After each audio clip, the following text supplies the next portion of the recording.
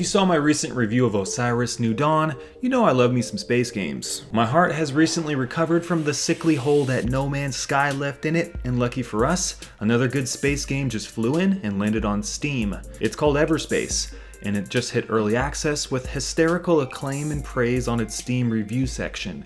It's an action-focused single-player space shooter with roguelike, persistent progression. Is it good? Is it the game Sean Murray is secretly playing in his million-dollar penthouse? Or is it a piece of shit? Here is the review.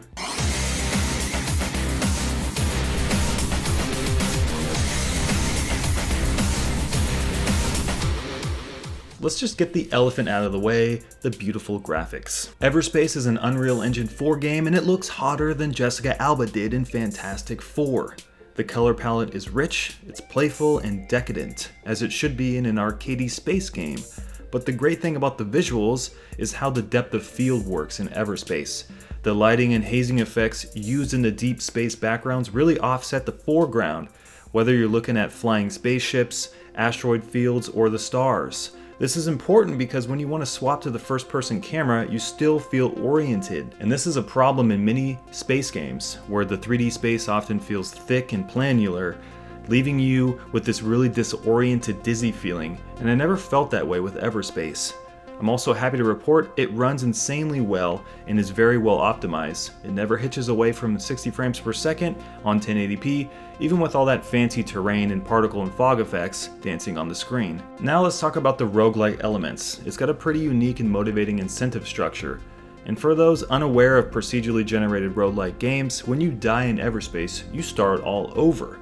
The carrot on the stick, however, is that the more credits you're banking when you die, the more goodies and passive upgrades you can purchase for your next ship and your next run. So unlike other games, you're incentivized to continue pushing forward and to survive as long as you can. And when you die, the world is randomly generated to give you a fresh start. During the missions, you'll obtain weapons, equipment, and various resources that you can use to craft ammunition, weapons, and systems for your ship with the blueprints you find in your travels. And if that wasn't enough, there are upgradable weapons and pieces of equipment within the upgrade blueprints you'll find. You want a shield-busting Gatling gun? You can have it. You want a 3-kilometer range laser beam? You can have that too. This blueprint and crafting system adds a lot of depth and customization with all the combinations you'll have at your disposal. And that leads to tactics. It's actually kind of cool to be knee-deep in a run, gathering resources and credits, and all the while planning out your next inevitable run. Do you save your credits now, knowing you won't be able to make it in another 20 minutes? Or do you splurge now and try to barrel through it? Now for the gameplay. This is a straight-up action game with arcade-ish dogfighting set within star fields, asteroid belts, and the deep black space. You start off with a ship and some basic equipment. You've got to hack, scan, fight, craft, and loot items and credits to upgrade your ship on the path through the levels and the sectors. The further you travel, the tougher it gets. Gameplay is broken down into mostly dogfights and non-automated combat. It feels tight, snappy, and satisfying due to the impact of the weapons and the damage modification. You'll have to use energy weapons to dispatch shields, kinetic weapons for penetrating holes in larger ships, and an automatic cannon for that manual air-to-air dogfighting. And in the late game, you'll go up against large ships with a good amount of weapon and armor diversity, drone companions that will repair large ships and pull you in with their tractor beams, and yes, there are difficult boss battles with unique abilities. Add bounties and special ships for you to hunt down, and there's actually quite a lot of diversity in those enemy encounters. And when you're out of combat, there are resources in gas clouds, asteroids, and dropped by vanquished foes, which you can use to upgrade your ship to prepare yourself for the next dangerous sector of the game. There are also jettison cargo holds that you'll come across in your travels where you can find consumables or weapons. And the beauty of the whole system is that you'll have to decide which item to carry and which item to leave behind. And that's what you'll be doing in Everspace. Flying around nice looking space environments, killing shit, and getting ready for your next run. It's a fun game, but it does have its cons. It's a space game, so you'll be seeing a lot of space.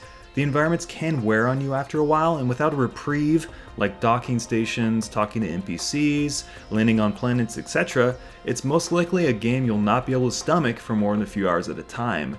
I'm also surprised at the lack of VR support. Although the dev team has confirmed that they will be adding it, it's currently unknown which platforms and at what time.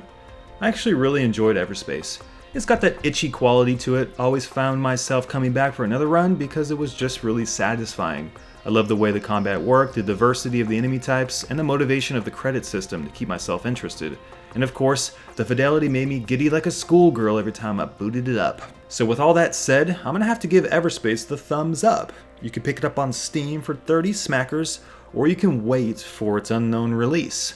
I will continue to cover this game if I feel like it in the future. I'm definitely gonna keep playing it, so subscribe to Downward Thrust now to be notified when I release future videos of the game going forward. Thanks a bunch, have a kick-ass day, guys.